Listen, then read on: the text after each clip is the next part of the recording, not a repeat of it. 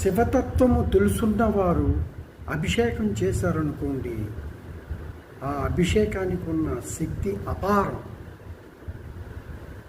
శివశక్తి అపారంగా లభిస్తుంది అందులో. శివతత్వం తెలుసున్న వాళ్ళు కనుక శివాభిషేకం చేసి ఆ తీర్థం కనుక మనం తీసుకోగలిగినట్లయితే మనలో శివానుగ్రహం ప్రవేశించినట్లే.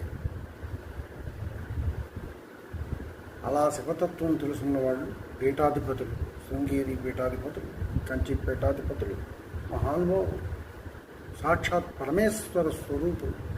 వారు నిత్యం శివాభిషేకాలు చేస్తూ ఉంటారు. చంద్రమౌళీశ్వర ఆరాధన, అర్చన, అభిషేకాలు చేస్తూ ఉంటారు. ఆ తీర్థం పుచ్చుకోగలిగిన అదృష్టం కలగడం నిజంగా మన పూర్వజన్మ సుకృతం. అలాగే ఎంతోమంది శివభక్తులు ఉన్నారు. ఆ శివతత్వం తెలుసుకున్న భక్తులు శివాభిషేకం చేసి ఆ తీర్థం కనుక మనం పుచ్చుకోగలిగినట్లయితే దానిలో ఉన్న శక్తి అపారం, చాలా ఫలితాన్ని ఇస్తుంది. శివానుగ్రహం మనం పొందినట్టే.